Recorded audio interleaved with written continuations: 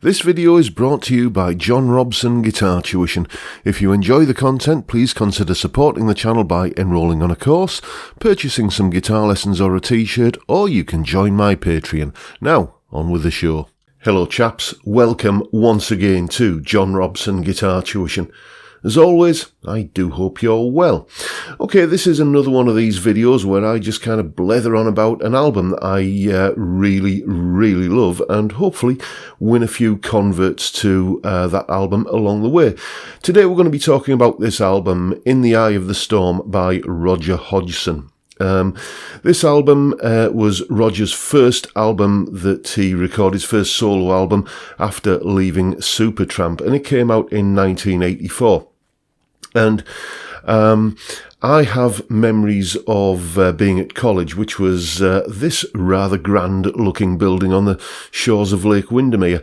What we were doing was there was a bunch of us who kind of stayed there over one summer holiday and essentially decorated and renovated the place. You know, a bunch of 18 and 19-year-olds with permanent hangovers renovating a precious National Trust property. Indeed, what could possibly go wrong? Thankfully, nothing did.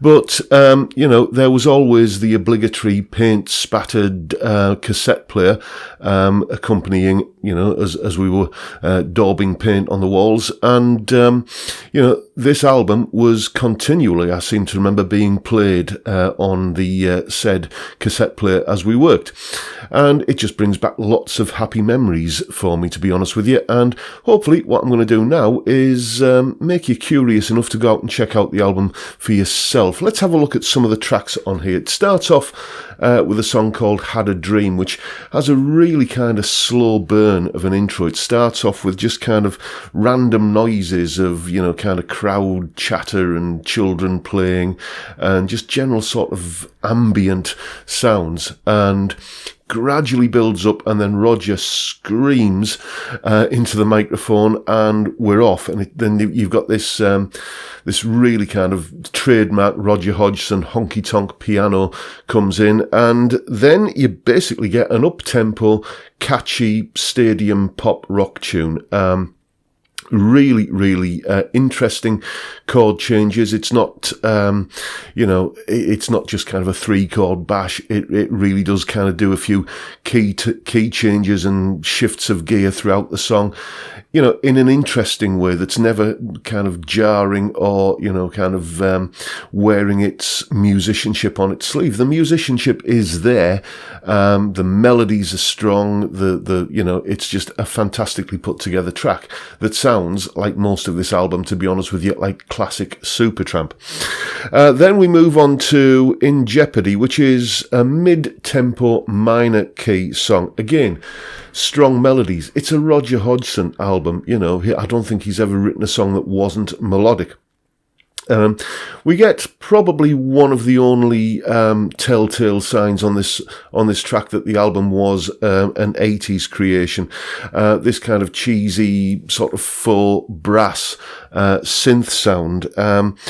But you know, that aside, well, even not even that aside, it just somehow works. It fits perfectly into the song, and the whole thing just kind of pummels along with this, just an irresistible groove, really. Then we go on to Lovers in the Wind, which is the album's big ballad. It's a beautiful song, this. A very tender piano intro with gradual build-up with the swelling strings, and it's got a melody that sort of pivots between major and minor. It really does play with your emotions, this track. It could so easily have become a typical shouty, big production 80s power ballad, but it doesn't. It knows that there is, you know, kind of power in restraint. You know, it's sometimes a whisper is louder than a shout. Do you know what I mean? And that's very much in evidence here. Moving on, we have Hooked on a Problem. which, you know, the moment you hear the first note of this, you will know that it's from the Supertramp stable. I really do think of this album as, like it says on the thumbnail for this video, as the best album Supertramp never made. It kicks off with that kind of identifiably, I think it's a Wurlitzer electric piano, and there's a whiff of the fairground about this. You know, it's got very much, there are shades perhaps of the Beatles being for the benefit of Mr. Kite, that kind of feel. You know, it's what was that quote from John Lennon? You know, you can almost smell the sawdust, but it does it in a kind of a funky way as well. Fantastic track.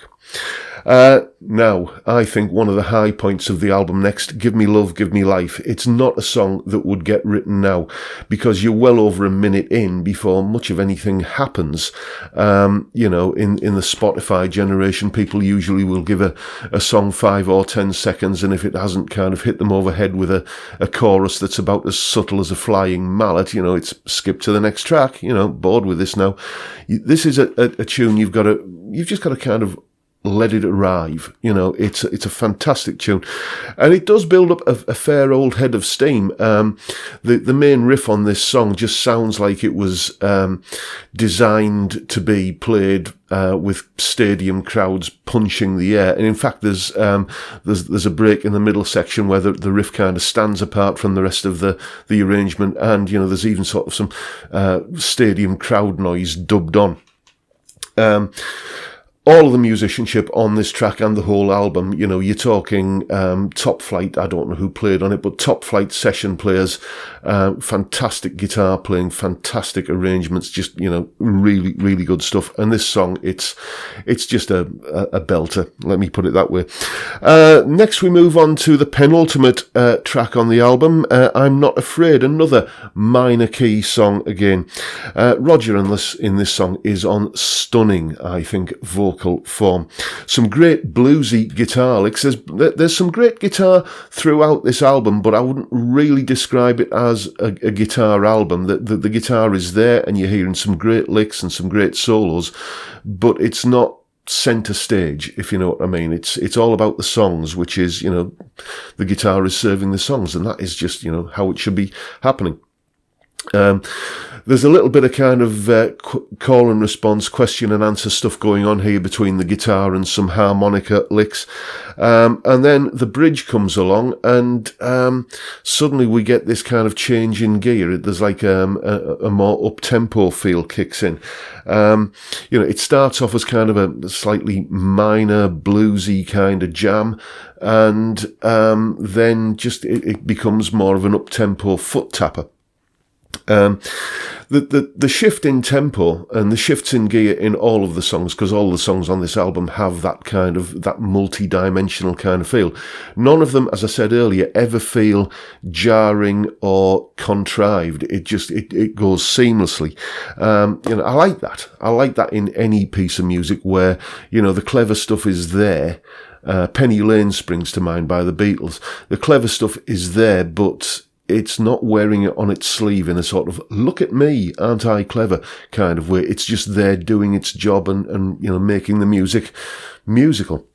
And then we come to the final track on the album, Only Because of You. This is another ballad, epic song, 8 minutes long, more than 8 minutes long. Again, another one with a quiet intro and a slow burn, a beautiful minor key melody. It's one of those tunes that, despite its complexity, and it is, you know, kind of, you know, when you start picking it apart, it is, you know, not just an obvious melody, but it does stay with you.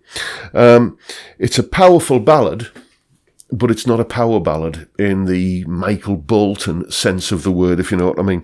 It's much more subtle and nuanced than that. And absolutely soaring guitar playing on this song as it builds to a head of steam, and then it fades back to a whisper again as the perfect way of concluding the album. You get to the end of that track, and you know, you're at the end of the album, and you do have that sort of feeling of satisfaction. You know, when you've just watched a really good movie or read a good book or something like that, and you feel like you've experienced something that has a beginning, a middle, and an end, and you've kind of, you know, you've got the story, and it's as I say, it feels resolved. That's probably the best way of putting it. Now, excuse me while I turn the page, which doesn't want to turn at the moment. There we go. The main thing I want to talk about with this album is the overall production, really, or one of the things I want to talk about is the production. It was produced and recorded in the mid-1980s, but it doesn't sound like a typical 1980s album. There's an absence, apart from that one track with that sort of slightly cheesy synth sound on there, there's pretty much an absence of all of what became the cliches of 1980s production. There isn't any of that big gated reverb Phil Collins snare drum sound, for example, you know, or that heavily chorused fretless bass that when everybody was wanting to sound like Pino Palladino, or even the you know, that kind of Syndrum drum synth sound that I think even the Shadows used on a couple of tracks back then. All of this stuff is conspicuous by its absence, and the album is better for it. It just sounds like a timeless album full of strong melodies, great songs, flawless musicianship, and above all, emotional honesty. And that is why I love this album. I've linked to the entire album down in the description box below, so, you know, go and check it out. If you're a Supertramp fan, you're going to love it. I mean, if you're not a Supertramp fan, if you hate Supertramp, then I'm probably wasting my breath here. But, you know, if you enjoy albums like Crime of the Century and Breakfast in America, then I'll guarantee that you're going to love this album, and it may not be one that you've heard to this point. So go and check it out.